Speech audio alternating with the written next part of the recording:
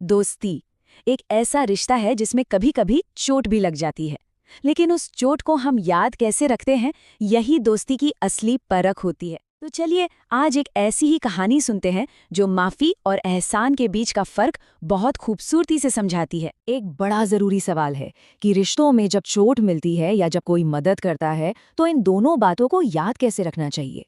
क्या हर याद को एक ही तरह सहेजा जाना चाहिए? हमारी आज की कहानी इसी सवाल के इर्द गिर्द घूमती है और इसका जवाब सच में हैरान कर देने वाला है। तो कहानी शुरू होती है दो बहुत अच्छे दोस्तों से। दोनों एक लंबे और बहुत ही मुश्किल सफर पर निकले हैं, पर उन्हें क्या पता था कि ये सफर उनकी दोस्ती का सबसे बड़ा इम्तिहान लेने वाला है। सोचिए, एक बीहड़ रेगिस्तान, ऊपर से तपता सूरज और सफर की थकान। शायद इसका असर उनके मिजाज पर भी पड़ गया।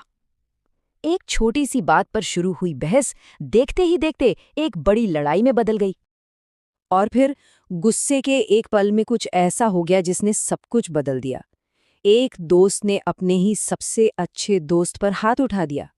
उस एक थप्पड़ की गूंज उनके रिश्ते की खामोशी में जैसे फैल सी गई। आज मेरे सबसे अच्छे दोस्त ने मुझे थप्पड़ मारा। जरा सोचिए, उसने लिखने के लिए रेत को चुना, एक ऐसी सतह जहां कोई भी निशान बस पल भर का मेहमान होता है। हवा का एक झोंका आएगा और सब कुछ मिट जाएगा। ये उसका पहला हैरान करने वाला कदम था। उस थप्पड़ की कड़वाहट अभी भी उनके बीच थी, लेकिन सफर तो रुक नहीं सकता था। वो आगे बढ़ते रहे, इस बात से बिल्कुल अनजान कि किस्मत उनकी दोस्ती का एक और पहले से कहीं ज्यादा खतरनाक इम्तिहान लेने वाली है। और हुआ भी वही। चलते चलते जिसे थप्पड़ लगा था, अचानक उसका पैर फिसला और वो एक दलदल में धंसने लगा। मौत बिल्कुल करीब थी, लेकिन तब जिस दोस्त ने उसे मारा था उसी ने बिना एक पल सोचे अपनी जान पर खेलकर उसे बाहर खींच लिया। इस बार उसने लिखा, आज मेरे सबसे अच्छे दोस्त ने मेरी जान बचाई। इन शब्दों में एहसान का एक गहरा एहसास था और इन्हें यादगार बनाने का तरीका भी बहुत खास था। जी हाँ, इस बार उसने रेत की जगह एक पेड़ का मजबूत तना चुना। एक नुकीले पत्थर से उसने उन शब्दों को लकड़ी पर हमेशा के लिए उकेर दिया। एक ऐसा निशान बनाया जिसे समय भी आसानी से नहीं मिटा सकता था। ये सब देख रहा दूसरा दोस्त अब अपनी हैरानी छिपा नहीं सका।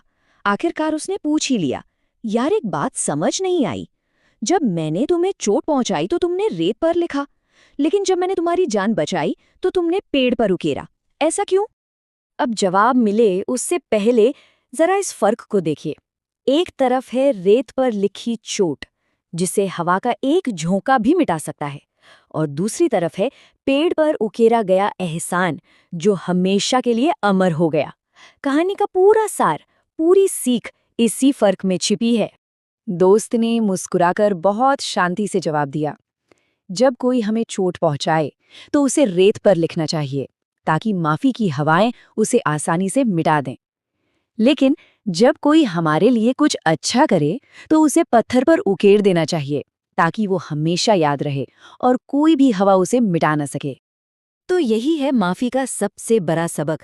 दर्द और चोट को मन का बोझ नहीं बनाना चाहिए, उन्हें रेत पर लिखकर हवा के हवाले कर देना ही बेहतर है।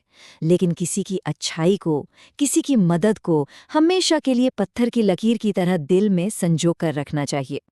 और ये कहानी हम सबके लिए एक बहुत ज़रूरी सवाल छोड़ जाती है। हमारी अपनी ज़िंदगी में कौन सी बातें रेत पर लिखने लायक हैं और कौन सी यादें पत्थर पर उकेरने के लिए बनी हैं?